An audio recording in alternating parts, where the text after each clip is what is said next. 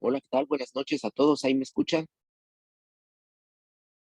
Buenas noches, doctor. Hola, doctor, sí, ahí se escucha. Buenas noches. Perfecto.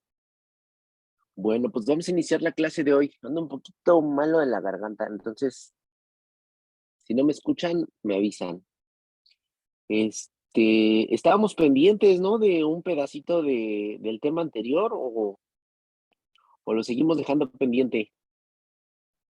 Sí, nos comentó que ibas a quedarse pendiente y lo íbamos a abordar cuando fuera la clase presencial. Me acuerdo. Ah, perfecto. Era de apéndice, Apendicitis. ¿no? Sí, Apendicitis, sí. Ya era el tratamiento nada más, Doc. ajá. Diagnóstico Perfecto. Creo que diferencial. estábamos en los diferenciales, ¿no? Ajá, sí. Ah, perfecto. Muy bien.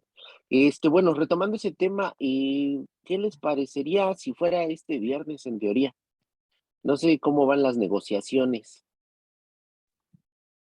Hoy me comuniqué con un ingeniero con el que me mandaron y me dijo que lo iba a checar todavía. No me ha confirmado un salón.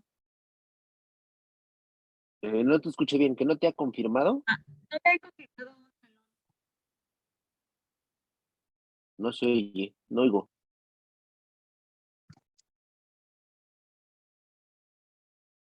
Ah, ok, no te ha confirmado. Ok, bueno, esperemos que se pueda confirmar en la semana para que podamos hacerla el viernes la sesión, ¿sale? Eso implicaría que viéramos ahorita hepatitis y el viernes veríamos el siguiente tema. Obviamente terminaremos el pedacito de apéndice, que es muy rápido, y seguiríamos con, ahorita hepatitis y cirrosis, y veríamos el siguiente tema el viernes, ¿sale? Entonces, bueno, de todos modos ya váyanmelo preparando el siguiente tema para el viernes en teoría, para el viernes ya listo. Ahí no voy a necesitar que me lo manden, ajá, sí, sería el siguiente tema, que no me acuerdo cuál es, pero ahorita lo checamos, y terminar apendicitis. El siguiente tema no necesitaría que me lo subieran al Classroom antes del viernes, porque como va a ser presencial, ahí podemos hacer las correcciones en vivo. Entonces, de hecho, antes de que fuera en línea, no revisábamos la clase, no hacíamos como lo que ahorita hacemos previamente para la revisión, salvo que tuvieran dudas o algo así, porque como estábamos en vivo, ahí podemos corregir y hacer las correcciones. Lo que ya no estuviera bien o no se incluyera, ya yo se los incluía ahí en el momento de la clase. Entonces eso vamos a hacer esta vez. Y la otra opción sería el siguiente segundo tema. Es más, déjenme checarlo de una vez para no estar este, así nada más diciendo. Déjenme ver cuál es el que sigue.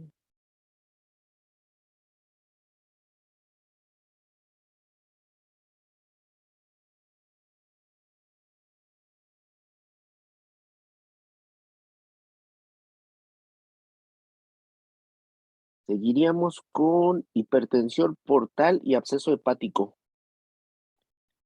Ese sería el tema en teoría para el viernes.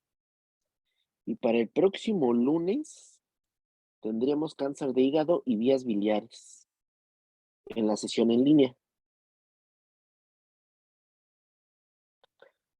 En teoría sería equipo 2, hoy es equipo 1, ¿no? Sí, doctor. Entonces, en teoría, equipo 2 sería el viernes, la presencial, hipertensión portal y absceso hepático.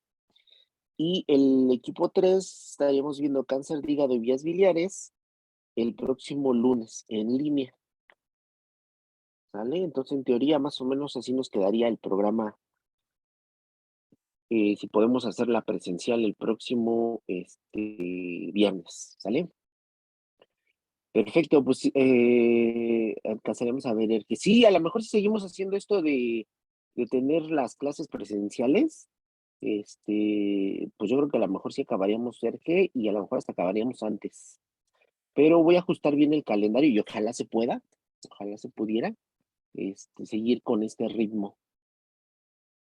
¿Sale? Entonces, bueno, pues si estamos listos, vamos dándole trámite el día de hoy a hepatitis y cirrosis.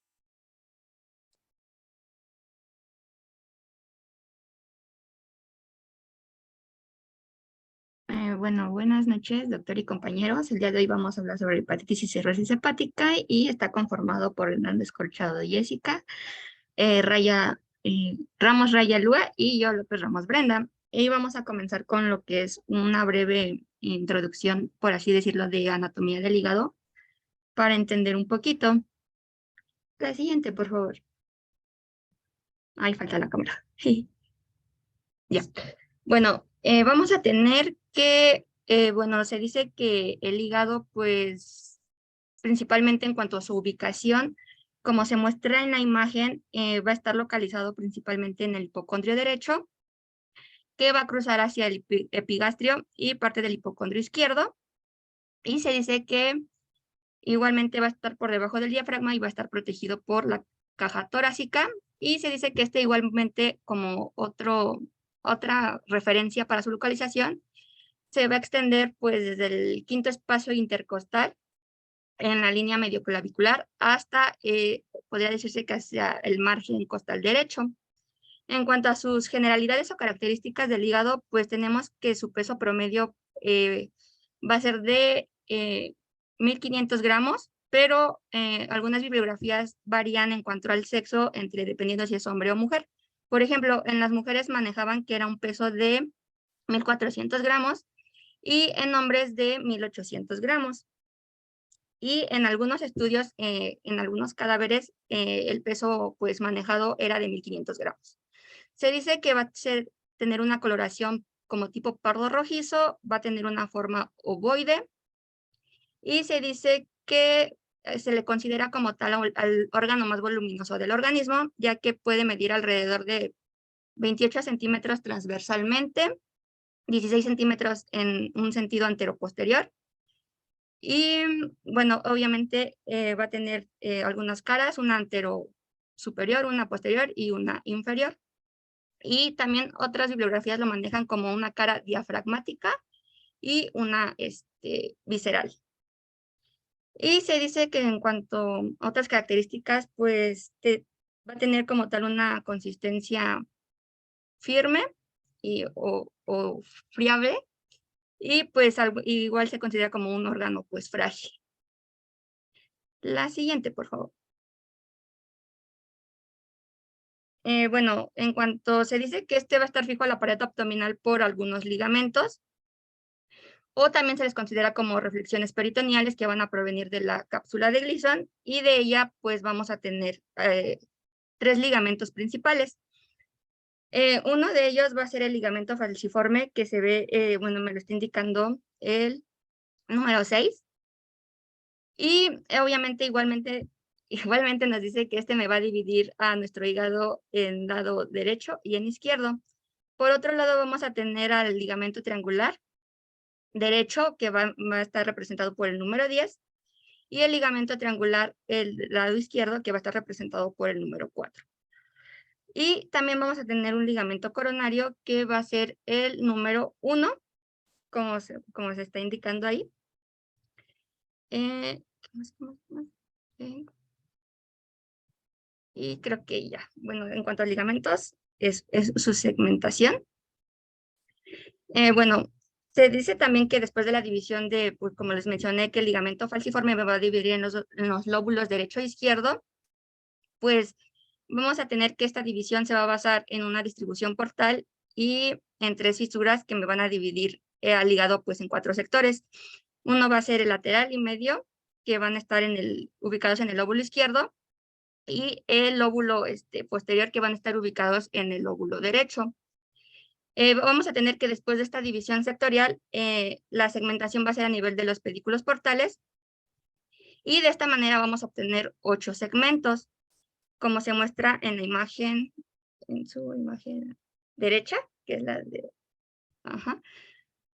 Y vamos a tener que el segmento 1 va a corresponder al lóbulo caudado, y los segmentos 2, 3 y 4 van a corresponder a lo que es el lóbulo izquierdo, y los segmentos que el 6, el 5, el 7 y el 8, pues me van a formar lo que es el lóbulo derecho.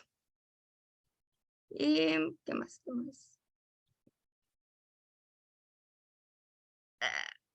También se me olvidó decirles que gran parte del hígado pues va a estar cubierto en su mayor parte por la cápsula de Gleason, y pues se dice que va a ser como tal una envoltura fibrosa, y que pues obviamente me va a cubrir a las estructuras de lo que es el hilio hepático.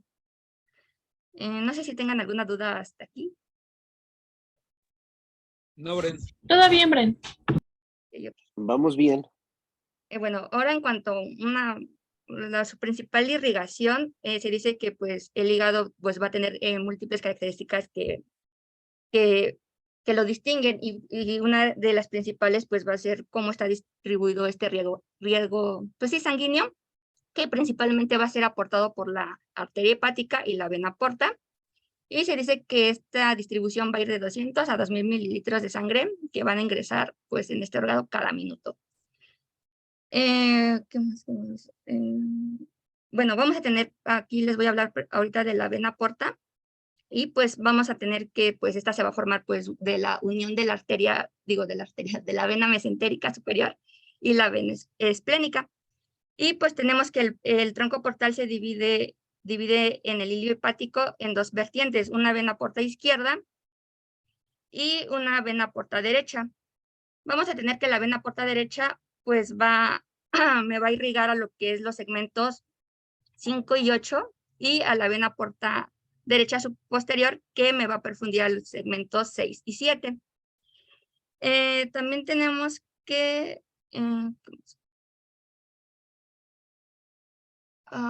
también, bueno, aquí les puse las venas suprahepáticas y tenemos que pues el drenaje del hígado pues va a ser por medio de estas tres venas que van a drenar pues directamente en lo que va a ser nuestra vena cava. Y pues creo que ya. La siguiente, por favor. Y finalmente otra arteria importante pues va a ser la arteria hepática, que va a proceder por lo regular de una de las tres arterias que conforman el tronco celíaco, junto con la arteria gástrica izquierda y pues la arteria esplénica. Y pues aquí vamos a tener que la arteria hepática pues va a proceder una de las tres arterias que conforman al tronco celíaco, y pues principalmente la primera rama de la arteria pues hepática va a ser la gastroduodenal, y la arteria hepática también vamos a tener que se va a dividir en lo que va a ser la arteria hepática derecha, que que no puedo señalar, pero me voy a meter como rama a la arteria cística, y además de la arteria hepática derecha, igualmente vamos a tener lo que va a ser la arteria hepática izquierda. La siguiente. Bueno, entrando un poco en histología, es importante saber cómo ya vimos su estructura por fuera, pero igual es importante hacerla por dentro, ya que todas las funciones que pues realiza nuestro hígado lo hace por medio de pues una unidad fundamental.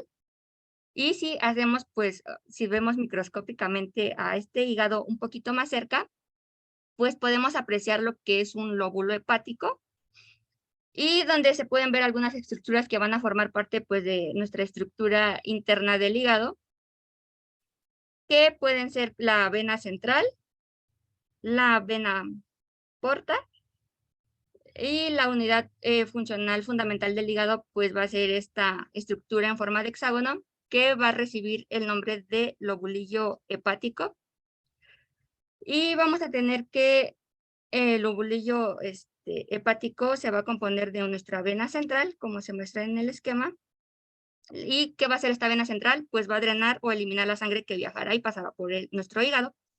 Y pues obviamente la va a llevar a nuestro corazón a partir de la vena cava inferior, y pues así nuestra sangre va a ser eliminada. También vamos a tener otra estructura van a ser los sinusoides, los cuales pues van a ser espacios que se van a encontrar entre los hepatocitos y las células endoteliales del hígado. Y también vamos a observar tres estructuras ahí, que es lo que es el conducto biliar, la vena porta y la arteria hepática. Y estas me van a tener como, a formar lo que se le conoce como nuestra tríada portal. Y pues obviamente, permítame tantito.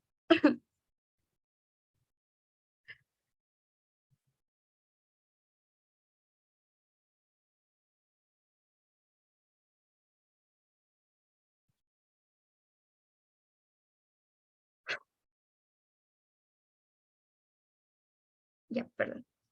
Y bueno, también tenemos que algo que nos va a tener, vamos a hacer los hepatocitos, que se dice que a diferencia de las otras células que les mencioné, van a ocupar gran parte de nuestros, ¿cómo se dice? De nuestro gran espacio de nuestro lobulillo hepático. Y, ¿qué más?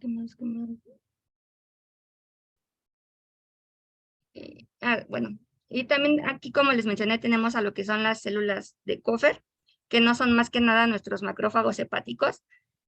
Y pues se les conoce así debido a la localización en donde se encuentran estos.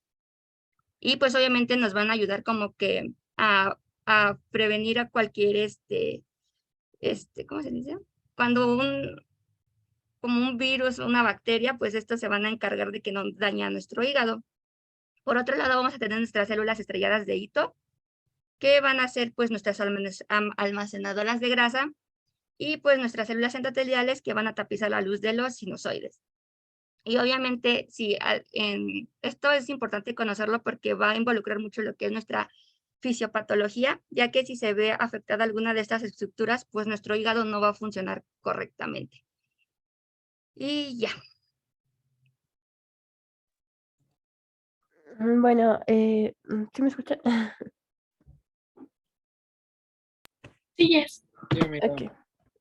Dentro de la fisiología, pues tenemos que el hígado pues va a tener diferentes funciones. Las principales funciones pues son estas que vienen aquí en el cuadrito, que justamente ayudan en el metabolismo de nutrientes y vitaminas, ya sea de glucosa y otros glúcidos, aminoácidos, lípidos, la síntesis de ciertas vitaminas liposolubles, hidrosolubles y bueno, ciertas inactivación de varias sustancias, ya sean toxinas, esteroides y la síntesis de proteínas plasmáticas en mayor pues, medida pues, de la albúmina, que bueno, en esta parte pues no se van a sintetizar las inmunoglobulinas, ¿no? Y la inmunidad por las células de Kupffer, que ya fue lo que nos habló nuestra compañera. Y bueno, hablando justamente de todo este proceso de la liberación de energía, es pues a partir de este glucógeno, ¿no? Que justamente por todos estos procesos pues se van a obtener la glucosa y esta glucosa se va a dirigir hacia pues el cerebro para pues producir energía y sea utilizado también para su metabolismo. De igual forma, bueno, todo esto que es del tejido adiposo, pues a partir de los triglicéridos, pues va a liberar este glicerol y este glicerol igual va a partir de varios procesos obtener glucosa. ¿Para qué? Pues igual, dirigirse hacia el cerebro y bueno, también estos cuerpos cetónicos para la parte del corazón y requerir pues energía y todo el metabolismo pues, del corazón. Ahora bien, también de la parte del músculo, donde pues a partir de ciertos aminoácidos igual se van a dirigir hacia el hígado para obtener glucosa, igual, ¿no? O sea, requerimiento del ATP, de la energía y todo pues de la síntesis del metabolismo. Y también pues puede a partir de este músculo, pues la síntesis de ácido láctico, igual para que sea utilizado en el hígado y pues genere todos estos procesos pues metabólicos del hígado y pues requerir energía y así poderlo distribuir hacia los otros órganos. En la parte de la desintoxificación, perdón, pues justamente va a desintoxicar la sangre de sustancias que se originan en el intestino por medio de dos procesos, por las células de Kupffer, que es justamente estos macrófagos en el hígado, en los hepatocitos, y ciertas reacciones químicas, las cuales pues se llevan a cabo por estas fases, que son fase 1 por la oxidación, hidroxilación, y todo pues es mediado mayoritariamente por el citocromo P450, y la fase de esterificación. Y bueno, todo esto pues va a generar que estos metabolismos sean secretados hacia la bilis para eliminarse a través del tubo digestivo. Entonces, pues esto pues aquí es donde intervienen los fármacos, ¿no? Donde justamente pues estos fármacos, hay varios que se dirigen hacia el hígado pues para generar su metabolismo de primer paso. Entonces, por todas estas reacciones químicas de fase 1 y fase 2. Entonces, igual nos ayuda justamente a la parte de los fármacos, pues el hígado, ¿no? Hacia metabolizarlos. Y la otra parte es a partir de pues de este proceso de la bilirrubina, de la pues captación y almacenamiento de la ferritina, bueno, del hierro, perdón. Y justamente, pues como sabemos, y bien dicen que el vaso, pues es el cementerio de los eritrocitos, ¿no? Entonces, pues estos eritrocitos van a liberar por ciertos componentes como es el hierro, y a partir de pues el hígado que va a sintetizar esta transferrina, pues va a ayudar a, pues, a captar el hierro como tal y dirigirlo hacia el hígado pues para su almacenamiento y posteriormente pues igual para en un momento igual ayudar a la síntesis de los eritrocitos, pues enviándolo igual a la médula ósea, ¿no? La globina, que igual genera todo este proceso, y el proceso de, bueno, la síntesis del hemo y de la biliverdina, donde se va pues a sintetizar bilirrubina indirecta, donde esta bilirrubina indirecta pues va a estar libre, ¿no?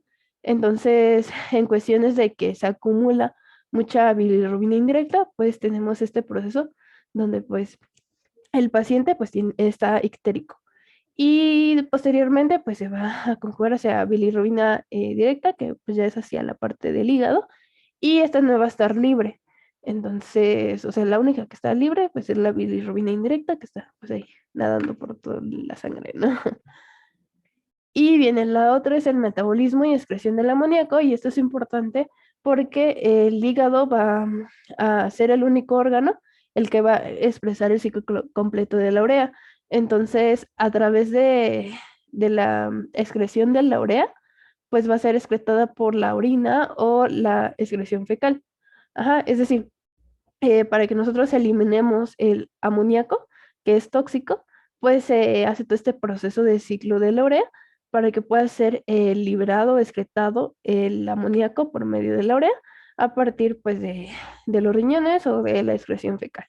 Y esto genere que no se, pues, no se acumule tanto amoníaco y no genere pues en cierta manera una encefalopatía hepática u otras complicaciones. Entonces, justamente, pues es importante este guiado porque nos ayuda a la excreción del amoníaco a partir de la urea. Y bueno.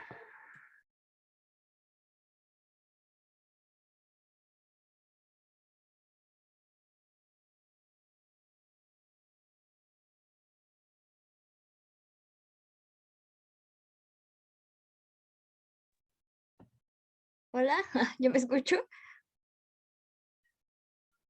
Ya lo Hola. Sí, ya. Hola. Bueno, vamos a empezar a... Si me trabo algo, me avisan, por favor, que mi computadora anda medio loquilla. Em, bueno, vamos a empezar ya propiamente con las patologías del hígado. En este caso, pues vamos a hablar de la hepatitis aguda viral, que bueno, en realidad no es un agente propio del hígado. Aquí la enfermedad está causada por agentes externos, que en este caso, pues son estos virus. ¿Le puedes dar a la que sigue, por favor? Bueno, aquí vamos a tener lo que es una infección sistémica, que obviamente va a tener una afinidad por el hígado predominantemente, de menos de 6 meses de duración, producida por estos virus, que son hepatótropos, que son estos virus que tienen esta predilección hacia los virus, que son estos que ya conocemos, ¿no? El virus A, el B, el C, también existen el D, E y G, pero bueno, los que son de mayor interés ahorita para nosotros son el A, el B y el C, ¿vale? Y los no hepatótropos. Los no hepatótropos son virus que pues no pertenecen propiamente a esta categoría de estos virus y son otros como por ejemplo el citomegalovirus, el virus Coxsackie, adenovirus o el virus de Epstein-Barr, ¿vale? También pueden causar una hepatitis. Entonces también hay que considerar que pueden ser agentes causales, ¿vale? Y algo que van a tener estos virus hepatótropos va a ser que en las alteraciones clínicas que lleguen a causar, van a ser similares para todos ellos. Casi todos van a tener esta misma clínica y bueno, propiamente van a diferir en unas cuantas diferencias, que más que nada es la incubación. Casi todos lo que van a hacer o lo que se van a encargar es de producir una gran inflamación en el hígado y una necrosis del mismo. Entonces realmente digamos que todos tienen como que la misma finalidad, ¿vale? ¿Le puedes dar a la que sigue? Bueno, aquí les coloqué una tablita más que nada enfatizando las diferencias de la vía de transmisión que pueden llegar a tener estos virus, ¿ok? Generalmente el virus de la hepatitis A va a tener esta transmisión que es fecal oral, ¿vale? Por eso tiene un poquito más de incidencia en pacientes jóvenes, pero bueno, también puede ser inclusive transmitido por agua contaminada, se dice que inclusive por mariscos crudos, en institucionales precisamente dado pues digamos que en estos como que ambientes escolares. Del lado de la hepatitis B, pues aquí vamos a tener algo más resaltable, que es lo que todos ya conocemos, que es muy parecido al VIH, que bueno, aquí la transmisión va a ser más que nada de manera sexual y obviamente por contacto con fluidos y pues obviamente con jeringas contaminadas, etcétera. Y bueno, la hepatitis C también va a tener, digamos que una manera de transmisión también un poco especial. La manera de transmitirse de la hepatitis C va a tener un poquito mayor de incidencia de manera de transmisión sexual. Sin embargo, también como conocemos, sí es una de las enfermedades importantes también de transmisión sexual, hepatitis C. Entonces, bueno, también digamos que va a tener más que nada esta vía de transmisión, ¿vale? A diferencia de la hepatitis A, que bueno, repetimos, es de manera fecal oral. ¿Vale? Es como que la única que no tiene este mecanismo de transmisión sexual. ¿Le puedes dar a la que sigue, por favor? Bueno, ya enfatizando un poquito más en el virus A, pues se dice que en México se reportaron en el año 2020, pues bastantes casos. Y aquí lo que importa es saber que los pacientes o los altos casos en este año fueron entre 25 y 44 años, pero en estos anuarios de morbilidad también resaltaban mucho, o la segunda posición que tenía esta enfermedad era entre pacientes entre 8 y 12 años, que también era como muy común en los niños y en las guarderías. Volvemos a lo mismo por esa transmisión fecal oral que puede llegar a tener pues el virus A, ¿vale? La que sigue, por favor. Y bueno, el virus de la hepatitis A lo que tiene es que va a tener una incubación de tipo corto. Su incubación en realidad va a durar alrededor de 4 semanas. Digamos que no tiene una larga incubación. Obviamente pues va a tener su cápside y toda esta estructura viral. Y algo muy importante que hay que enfatizar en la hepatitis A es que los anticuerpos que obtengamos frente a esta infección van a durar para toda la vida. Cuando alguien se infecte de hepatitis A, va a generar anticuerpos para toda la vida cuando vuelva a presentarse otra infección por hepatitis A. Entonces realmente digamos que una reinfección pues podemos estar preparados o bien el organismo ya sabe que pues ya está, digamos, inmunizado contra la hepatitis C tras una infección. Entonces realmente, digamos que no deja como secuelas tan graves y pues confiere protección una vez que ya hay infección. ¿Le puedes dar a la que sigue, por favor? Y bueno, aquí más que nada lo que vamos a tener es que los virus se van a replicar en los hepatocitos y en las células de Kupffer, ya hablamos de ellas. Y bueno, en estas células que, bueno, lo que van a hacer es que, digamos que van a interrumpir o van a meterse con este proceso de secreción de bilis en parte también. Y pues realmente lo que van a hacer es propagarse y van a producir esta destrucción más específica de las células de Kupffer, ¿vale? Y propiamente después este virus se va a eliminar con las heces y precisamente de aquí viene su manera de ser transmitida de manera fecal oral debido a este alojamiento que tienen estas células y en la manera por las cuales van a ser desechadas a través de las heces. Entonces digamos que las heces en estos pacientes son infectivas y obviamente pues se debe de tener un extremo cuidado, ¿no? Sobre todo si también son niños pequeños los que tienen esta infección. ¿Vale? Realmente no es así como que muy, muy complicada su patogenia. ¿Le puedes dar a la que sigue, por favor? Bueno, esa es como que la patogenia general.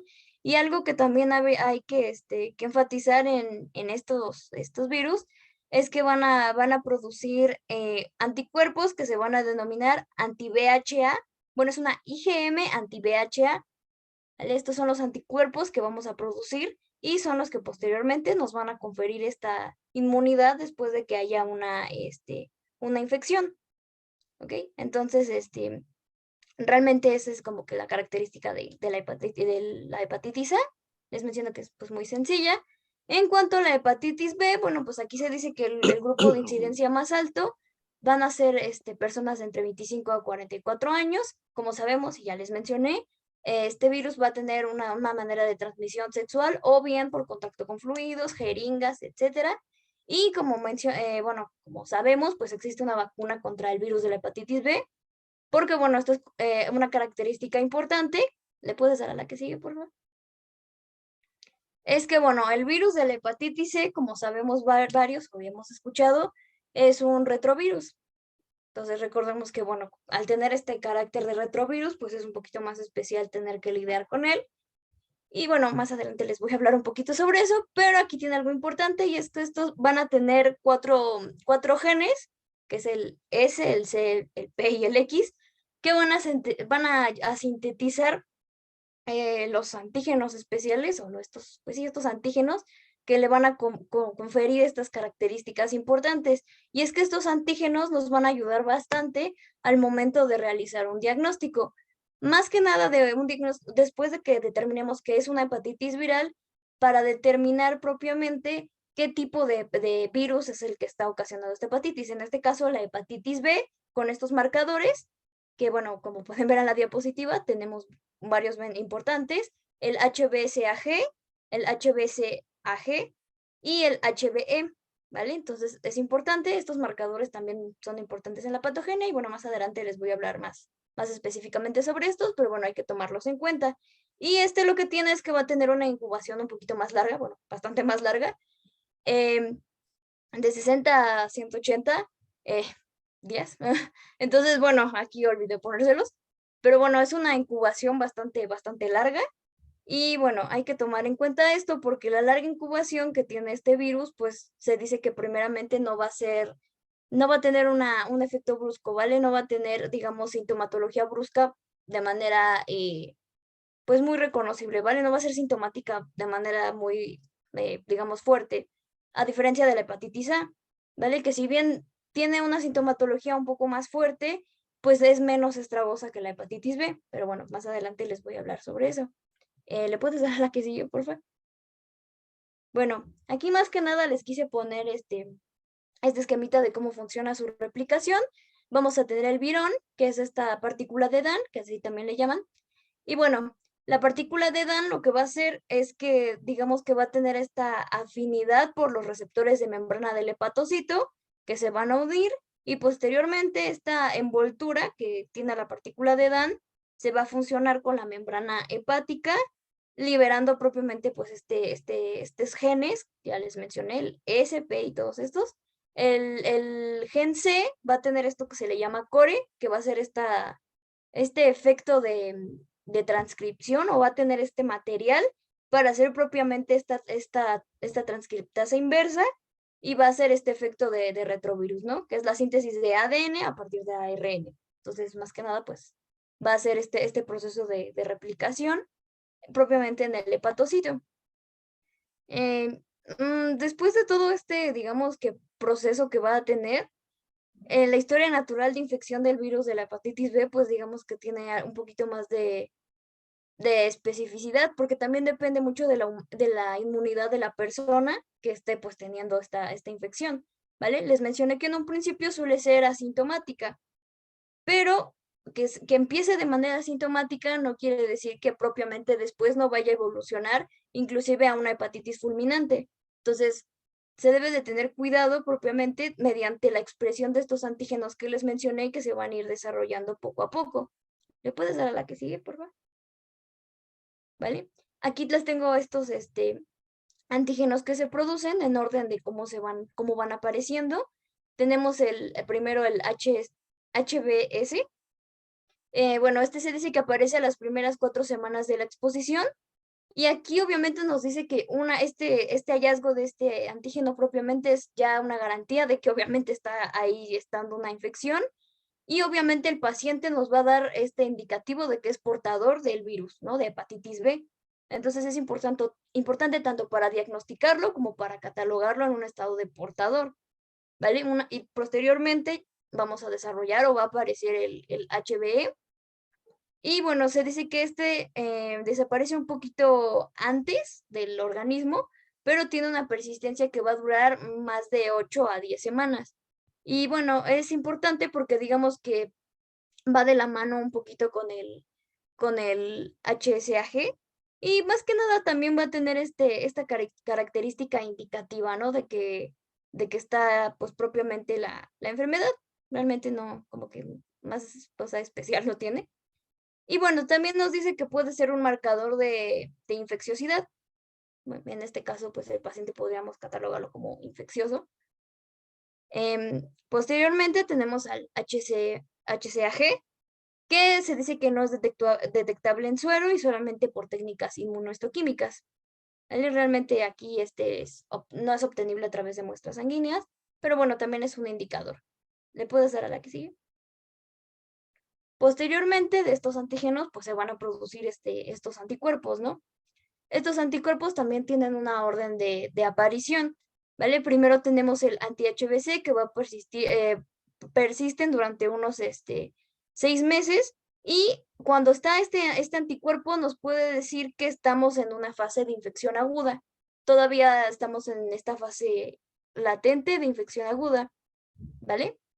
Y bueno, posteriormente, bueno, también pueden ser importantes para el diagnóstico, y de hecho son muy esenciales, más que nada para el diagnóstico de una infección de hepatitis aguda, ¿vale? También es un marcador importante y pues bueno, nos va a ayudar bastante a tener esta detección, ¿vale? También tenemos el anti-HBe, que bueno, va a indicar el cese de la replicación viral. Lo que quiere decir es que este marcador, una vez que aparece, quiere decir que el virus, esta molécula de Dalton que ya les mencioné, ya no está teniendo esta función y ya no está generando este proceso de replicación dentro de los hepatocitos. Se podría decir que es como una fase estática, o por así decirlo. Sí, podríamos decir que ya determina que el virus ya no tiene un proceso replicativo, ¿vale? Entonces también es importante que tenga una detección, porque ahí podemos determinar que la infección ya no está, digamos, ya no está este proceso replicativo tan presente, ¿vale? Y bueno, por último, este antígeno se desarrolla tras la vacunación o tras este proceso de hepatitis ya pasada, ¿vale?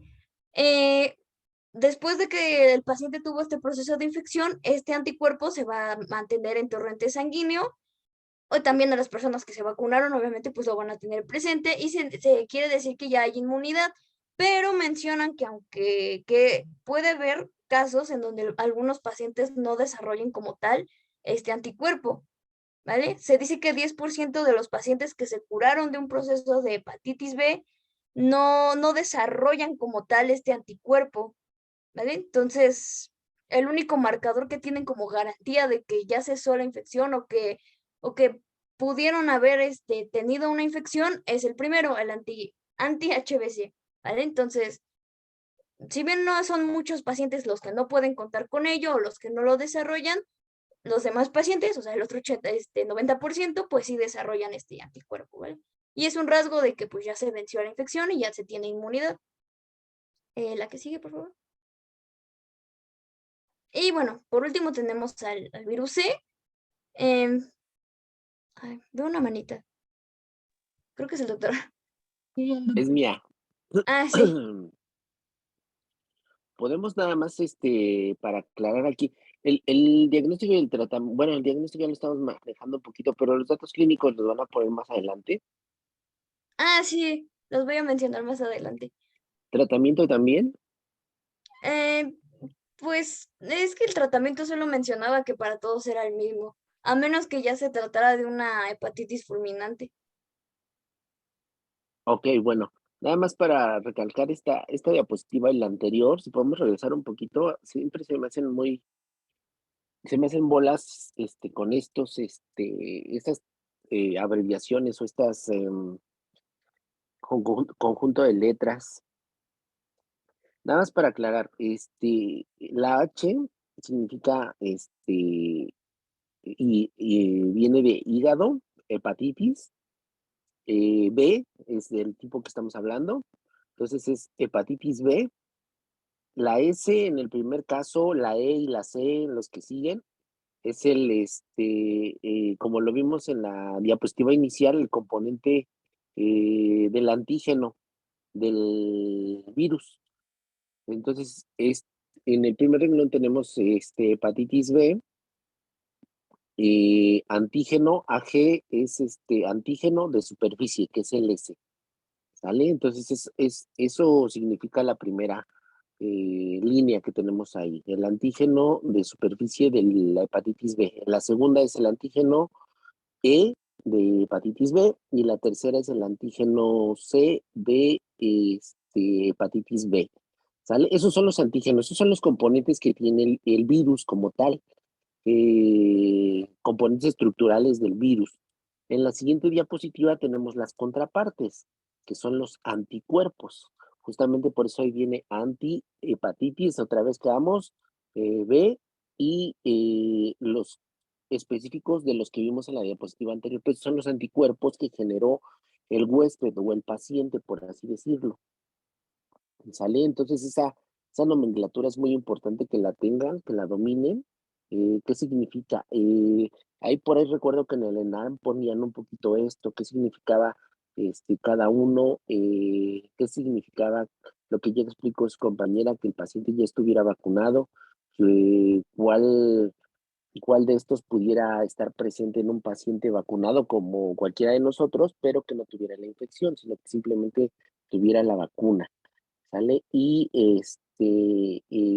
para el diagnóstico, ¿cuál es el que pudiéramos encontrar de la enfermedad activa en el momento? Que serían los anteriores, ¿sale? La diapositiva anterior son los antígenos, los que vamos a encontrar presentes. Ahí les puso su compañera las semanas en las que lo podemos encontrar. Al momento del diagnóstico. ¿A qué me refiero? Nosotros pedimos un panel viral y nos van a venir estos, nos va a decir hepatitis B, antígeno S, por ejemplo, nos va a decir positivo. Antígeno, eh, no, vamos a dejar nada más el S, el antígeno S de la hepatitis B positivo. Y en la siguiente diapositiva nos va a venir en el resultado los anticuerpos, el cual nos puede, por ejemplo, venir anticuerpo o antihepatitis S positivo. Entonces, ¿esto qué quiere decir? Que el paciente, al tener el anticuerpo de la hepatitis B S, como bien ahí lo menciona su compañera, significa que el paciente puede estar vacunado o que tuvo hepatitis o que la tiene en ese momento, ¿sale? Eh, Anticuerpo hepatitis B S, ¿sale?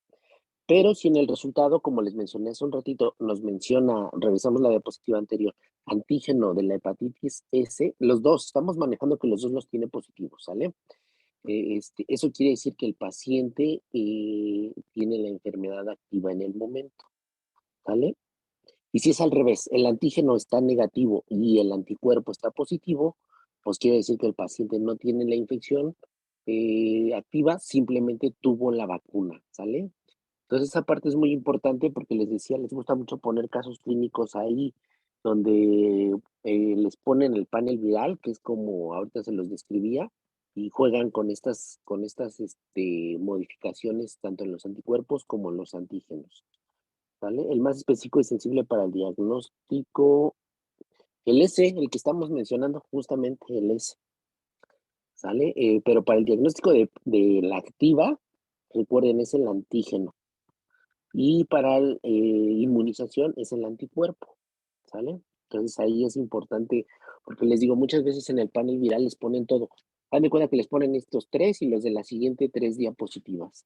Y obviamente viene uno positivo, uno negativo, dos negativos y uno positivo, pero lo importante ahí es el S, ¿sale? Y rápidamente, olvidándonos de la B, para retomar la A, no te escuché muy bien la parte de los anticuerpos que tomamos para el diagnóstico de la A. Como que se cortaba un poquito ahí. Ah, sí, bueno, leí que nada más era el IgM anti-HBA y también me parece que había IgG. Y bueno, solo Así mencionaban eso. es. ¿Y cuál es el que tomamos para el diagnóstico? ¿Cómo nos damos cuenta? Eh, me parecía que el IgM, ¿no? Porque el IgG decía que era para una infección ya antigua. La primera, vamos a tener un panel viral muy parecido. Recuerden, el primer anticuerpo o la primera inmunoglobulina que se eleva en una infección viral de este tipo es la IgM. Entonces, al igual que ahorita lo pones con los tiempos, podemos tener una IgM elevada desde un inicio, con una posterior, digamos como que el tiempo de vida de la IgM es más corto, unas 2 semanas más o menos, y el tiempo de vida de la IgG es como el que perdura por por más tiempo, inclusive por como por ahí lo mencionaste, de por vida o por muchos años, que eso quisiera decir que el paciente tuvo contacto con el virus, pero que ya tiene la inmunidad específica. O sea, sí, si nosotros queremos diagnosticar a un paciente que en este momento está ictérico y que sospechamos que tiene hepatitis, tenemos que tener elevación de la IgM, ¿sale? Esa es con la que vamos a diagnosticarlo. Acuérdate, es IgM de hepatitis A. Podemos también tener en las fases iniciales la IgG, pero esa nos hablaría más ya de la cronicidad o de que tuvo contacto previo, ¿sale? Y ahí lo vamos a correlacionar un poquito. Estamos en la A, en la hepatitis A, con el tiempo de evolución y los datos clínicos que pueda tener el paciente, ¿sale? Eso es lo que vamos a tener en la A. Y de la misma forma se van a generar anticuerpos. Y también vamos a poder tener detectables los anticuerpos contra el virus de la hepatitis A. A diferencia de estos sí es muy específicos porque tenemos varios, como lo ven, en la B. Tenemos el S, el E, el C y por ahí también se puede registrar el X. En el caso de la hepatitis A, solamente vamos a tener la IgM, ¿sale? ¿Esto por qué? ¿Alguien sabe? ¿O alguien tiene idea por qué la B tiene muchos y la A solo uno? Por su propiedad de retrovirus. Por ahí va, sí, justamente. Porque el virus de la hepatitis A es un ARN virus, entonces solamente digamos que produce una proteína. Y el B, pues como ya lo vimos, es un virus ADN que va a provocar varias cadenas, va a transcribir varias cadenas. Cada cadena en específico va a generar, o cada fragmento de la cadena del ADN va a generar el tipo específico de antígeno que tenemos, o la parte, o la proteína que va a formar la estructura del virus, que va a ser el antígeno que estamos viendo aquí en esta diapositiva. O sea, es más complejo el virus de la hepatitis B y es un ADN virus, a diferencia del A, que solo es ARN virus, ¿sale? Entonces eso va a ser lo específico. Recuerden rápidamente, bueno, ya nos metimos aquí, ya interrumpimos la clase. El virus de la hepatitis A, tenemos dos tipos de tratamiento. Uno es profiláctico, que es muy baja el porcentaje de efectividad, que es como con una inmunoglobulina que básicamente ataca a los virus RNA. Ese es el concepto, a eso está dirigida, pero tiene una baja eficacia y menor del 50% por ahí, lo que ha obligado a dejarla prácticamente ya en desuso. Y el tratamiento activo, que sí existe como tal una vacuna, y que también se ocupa de forma profiláctica y que esa va encaminada a viajeros a zonas endémicas, gente que tiene contacto con personas, digamos, por ejemplo, reclusorios, guarderías, donde puede haber pandemias específicas de virus de hepatitis A, se puede dar la vacuna. Sin embargo, sí la existe en México, pero es un tanto difícil de conseguir la vacuna de la hepatitis A. Por ahí solamente se maneja en medio particular y en hospitales grandes. Hablando ya de este tipo de vacunas, por ejemplo, el Hospital ABC tiene una clínica del viajero, se llama justamente, donde tienen este tipo de vacunas. Y ahí sí las pueden conseguir, pero obviamente pues, son un poquito más costosas y solo en medio particular. Eso hablando de hepatitis A, ¿sale? Entonces, bueno, ya para resumir la hepatitis A, ahorita vamos a ver el tratamiento más adelante, ya más en específico, pero eso es a grandes rasgos. Tenemos también una definición de las hepatitis, las que son autolimitadas, y las que tienden a la cronicidad, ¿sale? Esa parte quiero que les quede muy clara. por ahí a lo mejor la vas a mencionar más adelante. Tenemos la A y la E como las autolimitadas y la B, C y D como las crónicas, ¿sale? O las que tienden a la cronicidad.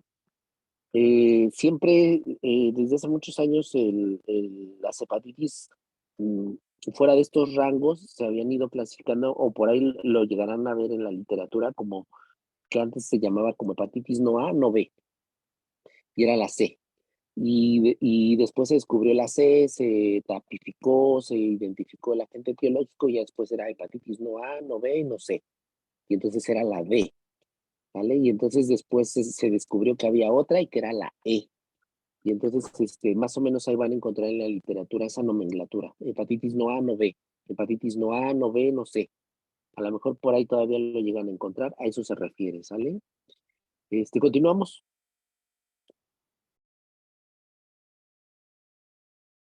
Ah, me parece que alguien más había levantado la mano o ya.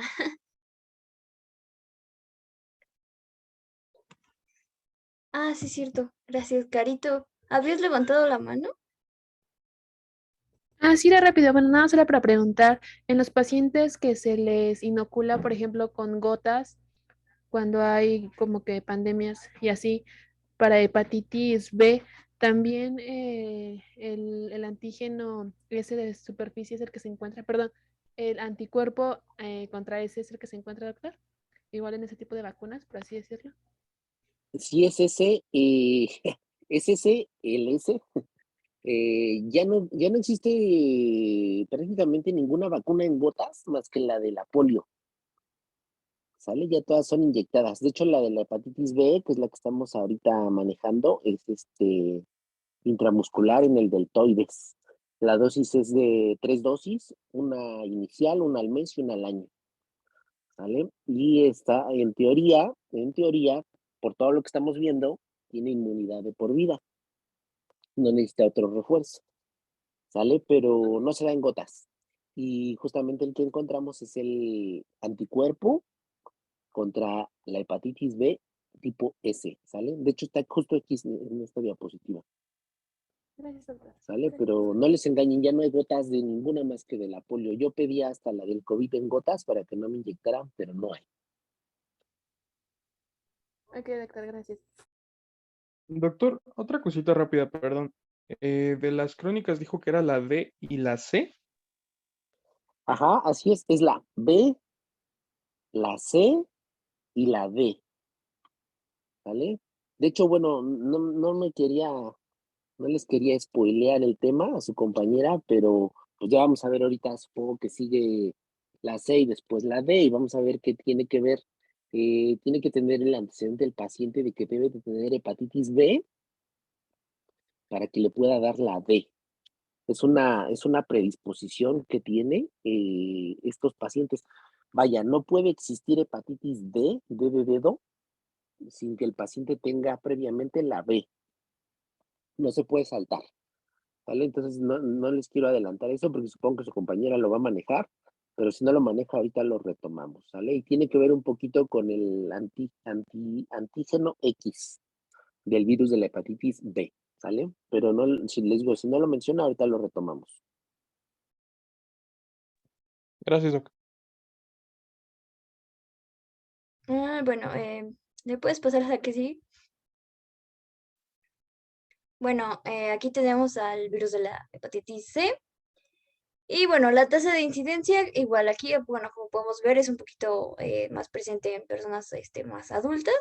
Se dice que, bueno, aquí en México, por lo menos, donde hubo la tasa de incidencia más alta fue de los 45 a los 49.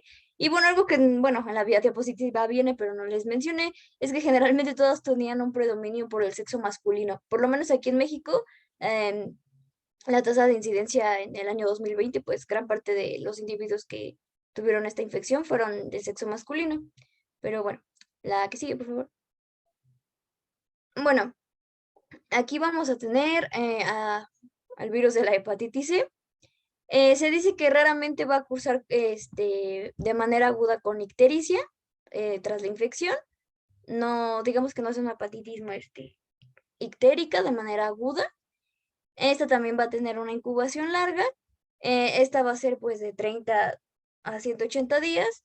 Y bueno, algo también que hay que resaltar es que los antígenos, más que nada de los que se integran, bueno, más bien, perdón, los antígenos no, la cápsula, las proteínas que integran, a veces les dan diferentes nombres dependiendo de, digamos, que el país donde se menciona el virus.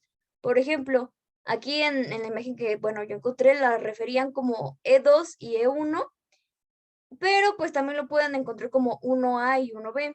No hace gran diferencia para cosas diagnósticas o algo así, porque al igual que el virus de la hepatitis A, vamos a tener nada más anticuerpos anti-VHC. O sea, realmente no hay así más como en el virus de la hepatitis B. Aquí también vamos a tener anti-VHC y ya, con eso vamos a hacer la detección. Algo importante es que se dice que estos pacientes van a tener obviamente estos anticuerpos, también teniendo una vez ya la infección, y obviamente va a ser un rasgo de que estuvieron expuestos, pero algo interesante de los anticuerpos en este caso es que no son protectores, ¿vale? No van a proteger, eres propenso a otra reinfección por virus de hepatitis C. Si alguna vez al paciente le dio, podría tener estos anticuerpos circulando, los anti-VHC, pero en realidad no va a tener protección alguna, puede reinfectarse, a diferencia de los otros que ya hemos visto, ¿no? Entonces, algo importante es que aquí no van a tener protección. ¿Vale? La que sigue, por favor. Y bueno, ya una vez más o menos restableciendo cómo funciona o cómo se compone cada uno, vamos a tener el cuadro clínico. Bueno, no abordé lo del virus de la hepatitis D y todo lo demás, pero bueno, no está en la diapo, pero si quieren se los puedo mencionar.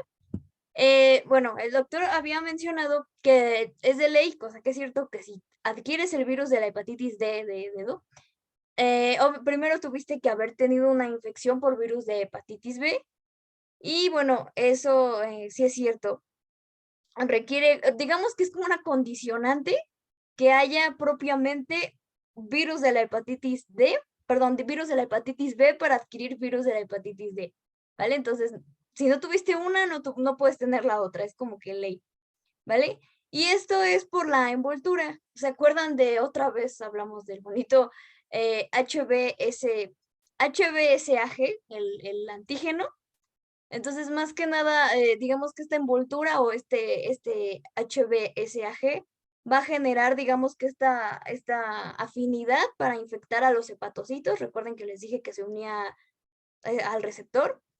Y bueno, digamos que va a ocasionar esta, digamos como que para esta adherencia, pero no va a tener propiamente un efecto de replicación. Únicamente digamos que va a servir como ancla para que pueda pegarse y ya el virus de la hepatitis D propiamente va a hacer su propio proceso de replicación, ¿vale?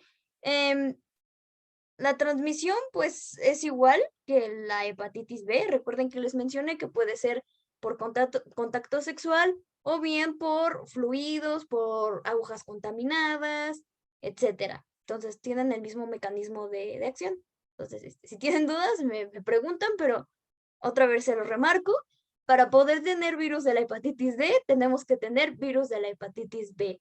¿Por qué? Porque el virus de la hepatitis B va a ser como un ancla para poder desarrollar un proceso infeccioso con el D. Lo que va a ayudar es que va a ser como un puentecito, va a permitir como que adherirse al hepatocito. El virus de la hepatitis D va a aprovechar esta unión y lo único que va a hacer es aprovechar la unión y propiamente él va a hacer su propio proceso de replicación, sin la molécula de Dalton ni nada más. O sea, él va a hacer su propio proceso de replicación, únicamente se va a agarrar de esta unión, por así decirlo. ¿Vale? Se dice que hay casos donde el paciente tiene muy mala suerte y puede haber coinfección, que quiere decir que el paciente tenga hepatitis B y por azares del destino también puede adquirir hepatitis D. ¿Ok? Entonces, hay dos casos. El paciente ya tuvo hepatitis B, pero todavía tiene algunas circulantes, estos antígenos circulando, y bueno, de ahí se va a agarrar el virus de la hepatitis D y va a hacer su proceso de replicación, pero el virus de la hepatitis B ya fue. O donde haya casos donde está el virus de la hepatitis B activo y el virus de la hepatitis D también se encuentra activo en el individuo. Es un caso muy, pues sí, no es raro, pero sí llega a suceder, muy desafortunado, donde haya esta coinfección, ¿vale? Los dos virus al mismo tiempo activos en la persona. Entonces, pues sí, es un caso muy, pues digamos, curioso, ¿no? O también en estos casos, la infección donde les mencioné que el paciente, perdón, el virus aprovecha para a tomar estos anticuerpos del virus de hepatitis B, generalmente son en pacientes que también ya son portadores crónicos de hepatitis B y pues tienen estos anticuerpos, estos antígenos circulando y bueno, de ahí se va a aprovechar el virus de la hepatitis D para replicarse, ¿vale? Entonces, pueden surgir estos dos casos.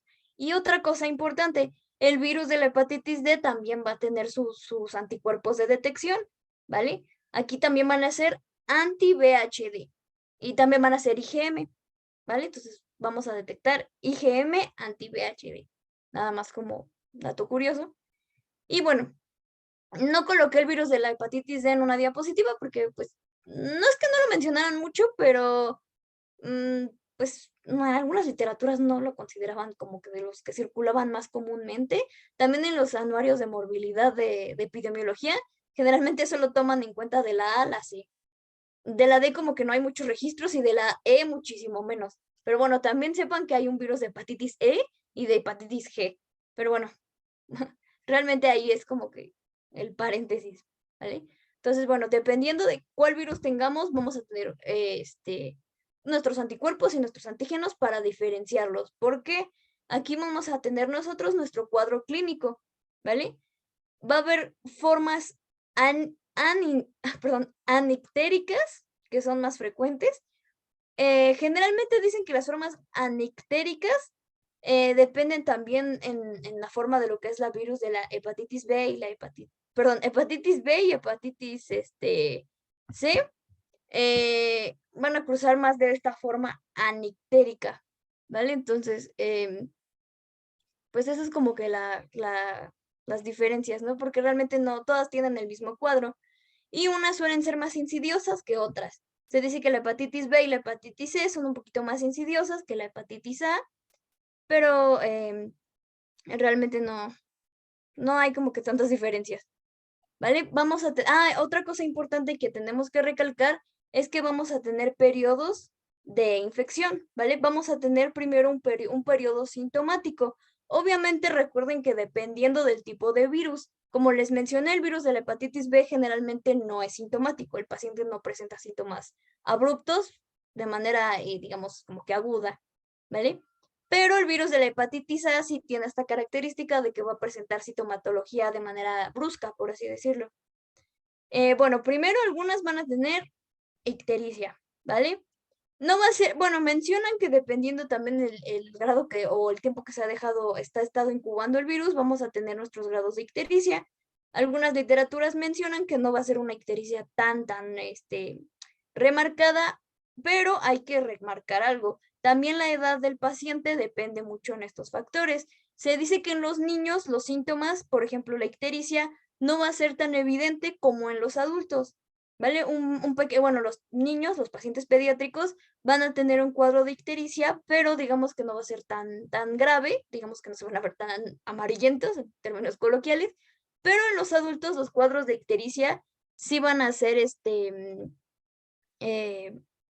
digamos, remarcables, ¿vale? Sí van a ser muy evidentes. Bueno, perdón, estoy por hecho que, bueno, si no saben qué es anictérico, es que no presentan ictericia, ¿vale? Anictérico es eso, que no se da la ictericia, ¿vale? Vamos a tener también, coluria. La coluria, bueno, va a ser este color característico en la orina, que va a ser como muy oscura. La colia, que mencionaba en una literatura, que la colia, digamos que no va a ser algo muy característico. La colia generalmente no va a ser, digamos, un rasgo muy característico. Bueno, sí es un rasgo muy característico, pero no es algo que se dé muy seguido, o sea, no es muy común. La colia es esta falta de color en las heces, van a ser completamente blancas, ¿vale? Bueno. Y también va a existir hepatomegalia dolorosa. Se menciona que más que nada en el caso de lo que es la hepatitis A, en los pacientes pediátricos, la hepatitis va a ser, la hepatomegalia, perdón, va a ser más evidente que en los adultos. En este caso va a ser al revés que la ictericia. La hepatomegalia es más fácil de percibir. Al momento de nosotros hacer maniobras de palpación va a ser un poquito más fácil de detectar y obviamente más molesta en los pacientitos que en los pacientes adultos, ¿vale? Mencionaban que en los pacientes adultos, si bien sí era evidente hacer a la palpación, los pacientes, a pesar de quejarse del dolor, va a ser un poquito menos notable que en los pacientitos, ¿vale? Es como que más evidente. ¿Le puedes dar a la que sigue, por favor? Ah, gracias. Bueno, y también vamos a tener un periodo de recuperación. Aquí es cuando el paciente en todos sus niveles de anticuerpos y antígenos va a tener, digamos que un periodo de normalidad que va a alcanzar entre 1 a 2, en el caso de la hepatitis A, entre 1 a 2 meses vamos a tener una regularización de estos patrones de antígenos y de anticuerpos. ¿Vale?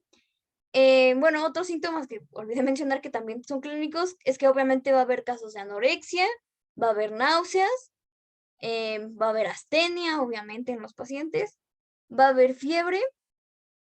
Más que nada en hepatitis A y en hepatitis B es donde los cuadros febriles son más abruptos. Obviamente en la hepatitis B ya un poquito más avanzada, puede haber fiebre. En la hepatitis A, como les mencioné, es un poco más brusca la aparición de los síntomas, pero también va a haber fiebre. Mencionan que la hepatitis C, la fiebre, pues no sea así como que tan brusca y no va a ser, digamos que un signo tan característico de la hepatitis C. ¿Vale? Y bueno, otra característica que también olvidé mencionar es que en el periodo sintomático también pueden haber adenopatías. Obviamente por estos procesos de inflamación, pues también los pacientitos van a tener problemas, pues estas adenopatías.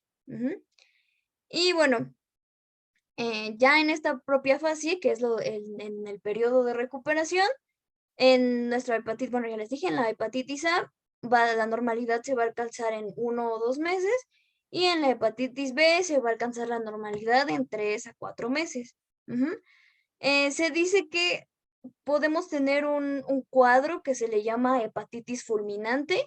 Aquí en la hepatitis fulminante el daño ya, la destrucción, por así decirlo, o este proceso de necrosis que pueden llegar a sufrir las células es muy grave.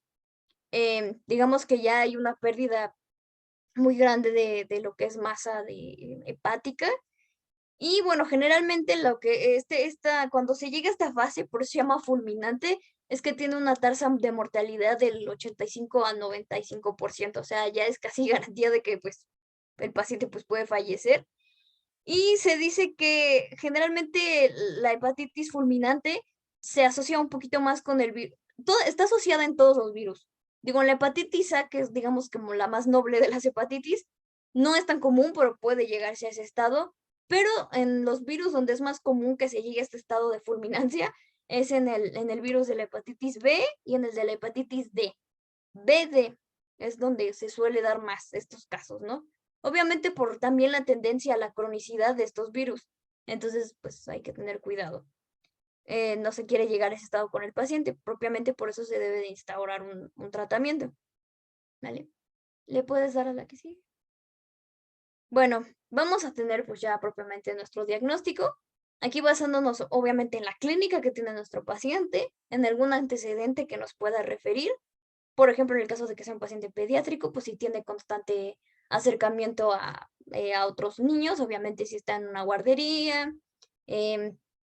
También pues habría que preguntarle, por ejemplo, si es un paciente adulto, pues también podemos abordarlo de otra manera. Les mencioné que también por agua contaminada o por mariscos puede llegar a contagiarse o adquirirse hepatitis A.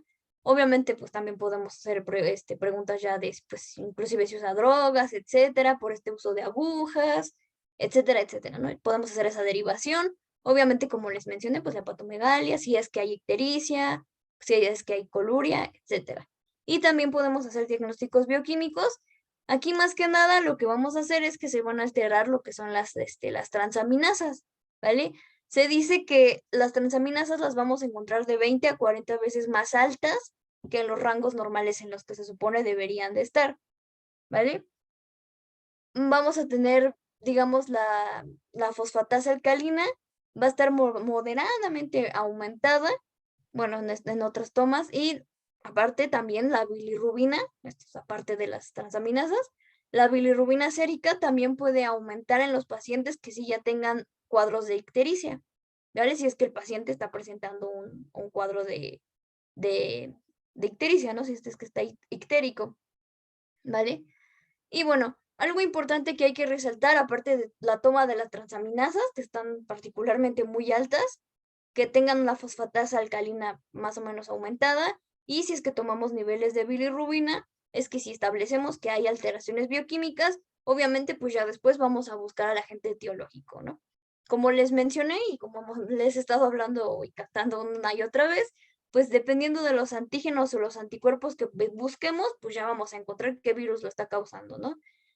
Pues como ya les mencioné, pues vamos a tener a la IgM en el virus de la hepatitis A, en el virus de la hepatitis B vamos a tener, también mencionan que un aumento de IgM, pero aquí nos súper interesa la HBsAg, el antígeno, ¿vale? En el virus de la hepatitis C, también el anti-VHC, y si es virus de la hepatitis D, también vamos a tener IgM anti-VHD, ¿vale? Entonces, ahí ya tenemos un poquito más de especificidad.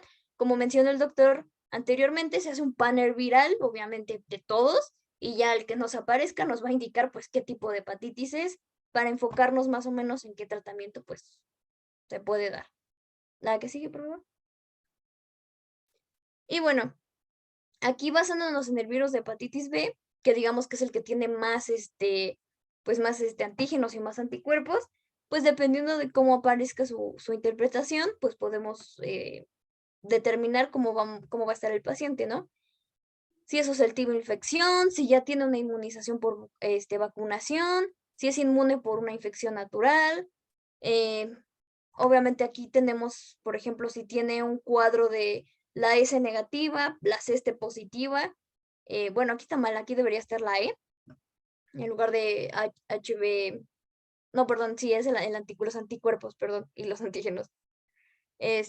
Aquí sí tenemos unos casos en donde S, que es el más importante, tanto el antígeno como el anticuerpo no estén presentes, pero sí esté el anticuerpo contra C. Entonces aquí tendremos que verificar qué está pasando. Si la infección está resuelta y solamente está este anticuerpo circulando, si tenemos un falso positivo en el anticuerpo, si estamos teniendo ya una infección ya de cronicidad, o sea que esta enfermedad esté tendiendo a volverse crónica, o bien que la infección sí esté presente, pero ya esté en estado de resolución. También tenemos que determinar ese estadio, ¿no? La que sigue. Pero eso es más que nada en casos de que ya lo estemos dando un seguimiento posterior, ¿vale? Y bueno, aquí es más o menos lo mismo. Aquí más que nada es para determinar la tendencia a la cronicidad del virus propiamente, ¿no? Si ya es una infección crónica o si está siendo también aguda, si es positivo, si es normal. Por ejemplo, aquí aquí está la LT, que es una de las transaminasas que son importantes y es la que tiene mayor actividad para determinar también si hay enfermedad hepática y si es por virus. Y bueno, aquí más que nada la tablita es para determinar, ¿vale? La que sigue, por favor. Y bueno, aquí ya llegando al tratamiento, la verdad es que venía muy resumido, traté de buscar tratamientos así como más específicos, pero generalmente en todo lo que encontré mencionaban que el tratamiento era sintomático, ¿vale? Obviamente si tendíamos a la cronicidad, pues ya se tenía que dar otro tipo de tratamiento. Como mencionó el doctor, las hepatitis que tienden a la cronicidad van a ser la hepatitis B y la hepatitis D, ¿vale? La hepatitis A pues es autolimitada, o sea, no va a tender a la cronicidad, no se va a volver crónica, nadie va a desarrollar hepatitis A crónica, porque como los mencioné, sus anticuerpos van a ser para toda la vida, o sea, no hay casos de reinfección, ¿vale? Y a pesar de que la hepatitis C sí puede, digamos, tener casos de reinfección, pueden llegar a tender a la cronicidad, pero mencionaban que más en pacientes que eran inmunocompetentes, bueno, pacientes que no tenían buena inmunidad, perdón, eran los que eran más propensos a desarrollar propiamente un proceso de cronicidad en hepatitis C, ¿vale? Entonces, quedémonos más con que la A no tiende a la cronicidad, B y D sí. Y la C más que nada en caso de que el paciente, pues ahí dependiendo su inmunidad, puede tender a la cronicidad, ¿vale? Entonces, bueno, el tratamiento pues va a ser sintomático principalmente. Se menciona que no requiere hospitalización. Claro que necesitan un monitoreo continuo y más que nada en el caso de las hepatitis B y D, en caso de que también sean, digamos, estén ambas activas. Pero generalmente, a menos de que haya signos de alarma, como por ejemplo que se pueda llegar a un caso de hepatitis fulminante, sí requieren hospitalización. Y otro caso que mencionaban es que los glucocorticoides para el manejo de cualquier hepatitis estaban completamente contraindicados. Obviamente también ciertos fármacos que estén, que tengan una acción un poquito agresiva o bueno, muy agresiva con el hígado, también estaban contraindicados. Ningún medicamento que digamos tenga estas propiedades puede ser indicado, obviamente, obviamente el hígado está siendo atacado y pues ni modo que demos de este tipo de fármacos, ¿vale? Entonces, pues sí, realmente en el tratamiento muy específico no encontré tratamientos muy específicos. Y bueno, eh,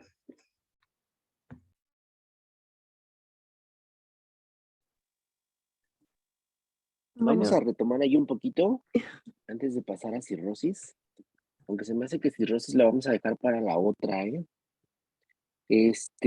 Rápidamente, entonces, ¿alguien tiene alguna idea de por qué antes o alguien ha escuchado el tratamiento de la hepatitis A era con dulces?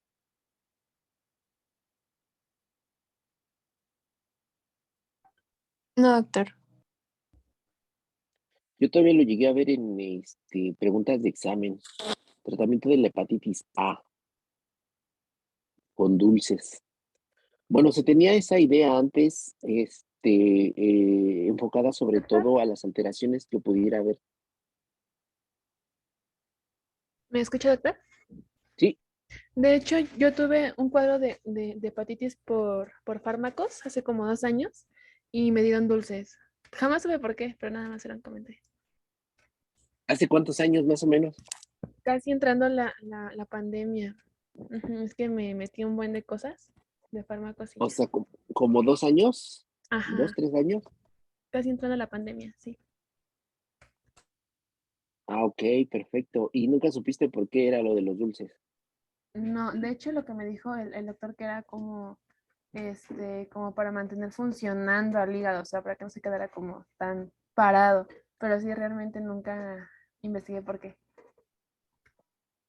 Ah, bueno, justamente ese era el tema, o esa era la pregunta. Antes se tenía la idea de que el hígado al estar inflamado, obviamente tiene una hepatitis, tiene un proceso inflamatorio, infeccioso cuando es viral, no realiza sus funciones como debería. Por ahí va un poquito la teoría de que ahorita tú también la mencionas. No realiza su función como debería, sobre todo la generación de glucosa.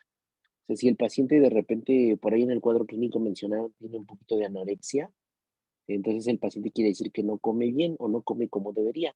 Entonces recuerden que una parte del mecanismo del hígado, cuando no tenemos ingesta suficiente de carbohidratos, es generar glucosa, que es la gluconeogénesis, ¿sale?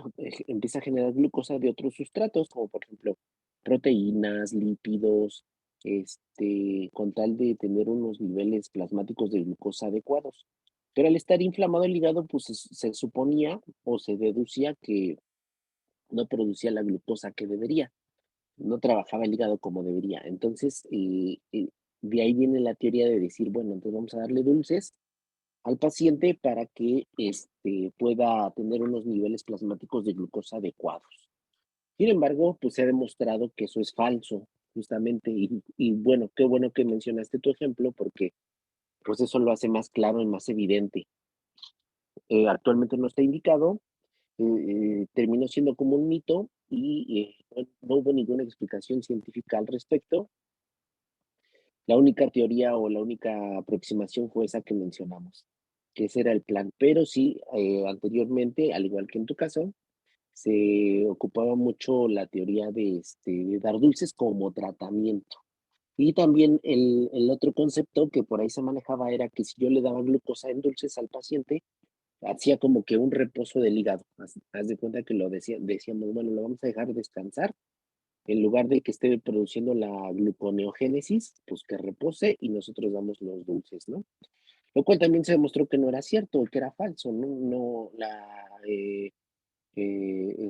gluconeogénesis no es un proceso que el hígado practique todo el tiempo ni de forma tan específica y tan necesaria o tan vital como tenía esta teoría de los dulces, ¿no? Se llega a requerir, pero cuando no hay el sustrato suficiente, pero bueno, también hay que recordar que tampoco nuestra alimentación está basada en dulces.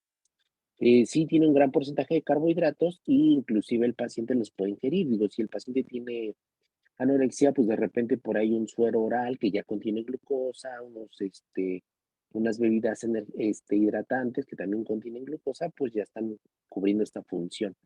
No necesariamente necesitamos como de los dulces para poder sobrevivir. Entonces eran las teorías de los dulces. Y bueno, qué bueno que ya aclaraste ahí tu duda de por qué te daban dulces. Esa era la teoría. No está demostrado que funcione. Finalmente terminó siendo un mito, pero sí, pues todavía por ahí se van a encontrar médicos, como en tu caso, que lo lleguen a practicar o que den ese tratamiento. Y les digo, por ahí yo me lo encontré en un examen, no me acuerdo en dónde, que venía esta teoría del tratamiento de la hepatitis A con dulces, ¿vale?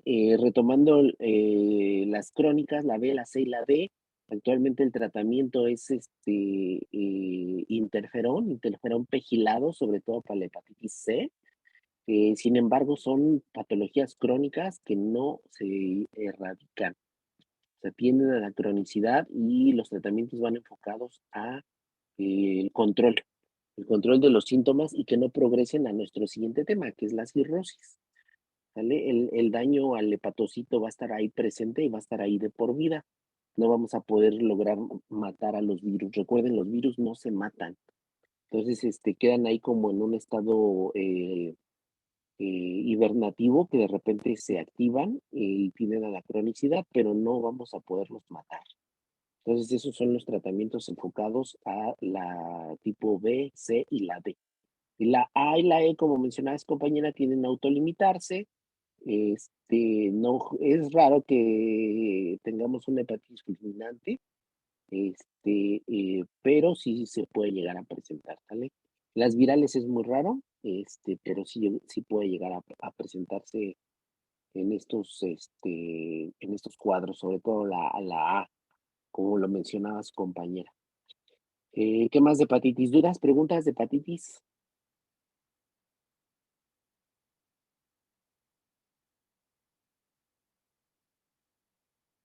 No, doctor. Por ahí también muy clave, muy clave, el perfil hepático sanguíneo. Las pruebas de función hepática, ¿sale? Es muy importante y muchas veces ahí podemos hacer el diagnóstico. Ya vamos a empezar a adentrarnos en esa parte y ahorita hay que hacer el paréntesis. Vamos a ver lo que son las bilirrubinas. Generalmente los patrones colestásicos se llaman, donde hay aumento de bilirrubinas. Vamos a tener tres grandes rubros reportados en las pruebas de función hepática, que son bilirrubina total, bilirrubina directa e indirecta. La suma de estas dos últimas nos va a dar la total. Y el poder analizar simplemente cuál es la que está elevada, la directa o la indirecta, nos va a poder orientar mucho hacia el diagnóstico. Ya vamos a ver los patrones obstructivos que nos van a dar elevación de bilirrubina directa, que van a ser las colelitiasis, tumores de vía biliar, piedras en la vía biliar. Eso nos va a elevar bilirrubina directa. Vamos a ver, no, esos no los vamos a ver, pero los vamos a mencionar, patrones que nos elevan la bilirrubina indirecta, que sobre todo son, puede ser datos de hemólisis, puede ser datos de daño hepatocelular, como el caso de las hepatitis. Entonces, en el caso de las hepatitis se va a caracterizar por una elevación que pueda ser indirecta o mixta. Nos va a elevar los dos patrones de bilirrubinas. Y el otro patrón con el que podemos concluir esta suposición diagnóstica es con la elevación de transaminasas. Las transaminasas AST y ALT nos van a presentar una elevación cuando hay daño hepatocelular. De ahí podemos indagar que si están elevadas es porque el paciente está teniendo un daño hepatocelular. No nos va a decir aquí, obviamente, pero puede ser como en el caso de que decían hepatotoxicidad por medicamentos, por alcohol o viral. O sea, estamos teniendo una hepatitis por alguna de esas tres causas. No sabemos por cuál, pero si están elevadas las transaminasas, está sufriendo el hepatocito, ¿vale? Entonces, si ya mezclamos una elevación de bilirrubina con un patrón, perdón, una elevación de transaminasas con un patrón de elevación de bilirrubina mixto, prácticamente tenemos el diagnóstico de una hepatitis. Pero no sabemos todavía si es viral, si puede ser por medicamentos, si puede ser por algún fármaco, alguna sustancia nociva o por alcohol, ¿vale? Que son nuestras principales causas, o inclusive un tumor o metástasis de algún tumor, ¿vale? Pero de que ya sabemos, ya integramos el diagnóstico de hepatitis con el puro perfil hepático sanguíneo, lo hacemos con estas enzimas que ahorita mencionamos. ¿Vale? Entonces, esa parte súper importante que la dominen, que la tengan ahí presente, la vamos a estar trabajando ahorita de aquí a que acabemos lo de hígado y vesícula y vías biliares. Entonces, necesito que sí me la domine. ¿Dudas, preguntas de prueba de función, la ALT y la AST? Pues ya las estamos mencionando. Son las transaminasas. Esas son las dos transaminas, ALT y AST. ¿Vale? La fosfatasa alcalina sí se puede llegar a presentar. Esa no es una transaminasa. Sí se puede llegar a presentar elevación, pero es muy inespecífica. Esa no nos va a decir tanto como lo que ahorita mencionamos de las bilirrubinas y las transaminas. También tenemos ahí en el perfil hepático la GGT, que ya la vamos a ver también más adelante, pero tampoco la metemos ahorita todavía. Ahorita solamente nos podemos enfocar en transaminasas y en bilirrubinas, ¿sale? ¿Alguna duda, pregunta de lo que llevamos ahorita? No, doctor, ¿estas se elevan cuánto? Más o menos. No hay un patrón específico. Simplemente con que las tengamos más elevadas de 100, cualquiera de las dos, y ya tenemos un daño hepatocelular. Pero no hay un patrón en específico. Por ahí se había escrito hace algunos años, se intentó correlacionar un poquito cuando se elevaba una sobre otra, sobre todo la AST sobre la ALT. Se decía que si se elevaba más la AST que la ALT, en un patrón de 2-1, sugería daño hepático por alcohol. Pero no se llegó a corroborar al 100%, solamente se llegó a describir que pudiera ser, pero se vio que no era un patrón constante. Entonces no hay como tal que tanto pueda estar elevada. Tampoco, al igual que la pancreatitis que la vamos a ver, tampoco se correlacionó el nivel de elevación con el daño celular. ¿A qué me refiero? Por ejemplo, podemos tener, no sé, 2000 de elevación de AST y de ALT, y comparado con un paciente que tenía, no sé, 500. Entonces, podríamos decir que tiene 2000 está más malo, ¿no? Que el que tiene 500, pero no, también no se demostró que fuera algo porcentual o relacionado con la gravedad de la patología. Ok, doctor, gracias. ¿Alguien más?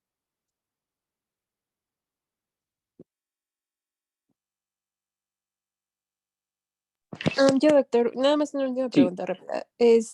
A partir de la infección, ¿cuánto tiempo después es detectable ya como tal por estudios de laboratorio? Bueno, por ejemplo, el perfil hepático, el perfil viral, perdón. ¿Cuándo ya es detectable? Depende mucho el tipo de virus que sospeches. Lo primero que vas a tener es elevación de lo que ahorita mencionamos, las transaminasas y las bilirrubinas. Eso va a ser lo primero que vamos a tener. Pero dependiendo del virus que sospeches, va a ser la elevación, el tiempo en el que se va a elevar, la determinación. Acuérdense también que hay un patrón prodrómico en la mayoría de de las hepatitis y va a variar. En el caso de la A puede ser de 3 semanas, en el caso de la B, la C y la D es de 1 semana aproximadamente. Entonces va a ser el tiempo en que vas a poder determinarlo. Si a eso vamos, suponiendo que tengas sospecha rápida o o que quieras saber con prontitud, lo que hacemos ahí más que el panel viral es la IgM específica del virus que sospechas. Esa sí la podemos tener con una elevación de 2 días. En 2 días ya podemos tener esa elevación, ¿sale? Pero de hecho hay unas pruebas rápidas por ahí también en el mercado, así como las de COVID, de hepatitis, es de la B y también hay de la C y son basadas en la IgM, ¿vale? Pero igual, pues solamente te dan un panorama, pero necesitamos el panel viral para poderlo diagnosticar en base a los anticuerpos y a los antígenos, ¿vale? Pero depende de eso.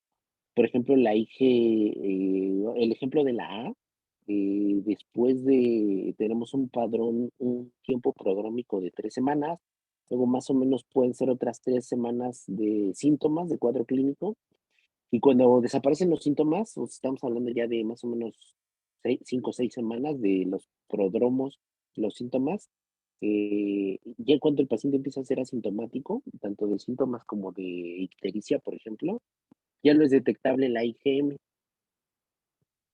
Entonces ahí ya podemos tener un panel viral, pues ahí como que inclusive negativo, porque ya no es detectable. Y lo mismo se correlaciona con la infecciosidad del paciente.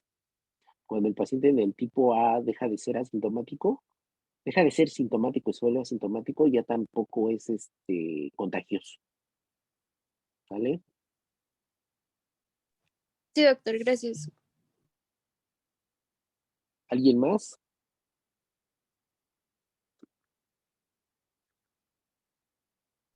Creo que no, doctor. Perfecto.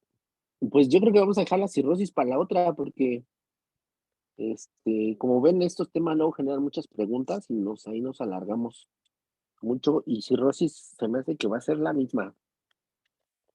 Entonces yo creo que vamos a retomar lo que decíamos. Si podemos, el viernes terminamos cirrosis y lo de apéndice, ¿no? Teníamos los diferenciales y el tratamiento de apéndice en la clase presencial. Y no, yo creo que sí nos andamos echando la otra, como decíamos. Que era hipertensión portal y no me acuerdo cuál era el otro tema. Para el viernes. Si el viernes no nos da el salón la clase, pues sí, sí, pudiera ser. Que la diéramos en línea si no nos prestan el salón. Estaría muy bueno que nos los prestaran, ojalá se pudiera hacer. Sí, en la mañana. Creo que la tomaríamos 8:30. ¿A qué hora habíamos quedado la clase? A las 9, ¿no? Me parece, si no me equivoco. La presencial. O a las 10, ya ni me acuerdo. De 8 a 10. Ah, pues podemos, igual, si no hay contraindicación. Pero si puede más tarde, ¿qué? Ya no escucho. Pero si se puede hacer más tarde, está bien. Pues puede ser 9 o 10, ya nomás sería cosa de que nos checaras lo del aula. Si nos la pueden prestar un poquito más tarde, pues igual no habría tema.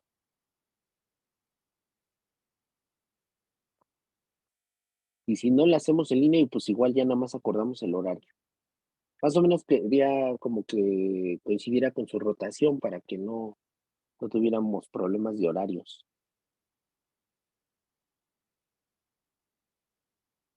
Y el viernes obviamente no hay rotación, tendríamos la clase.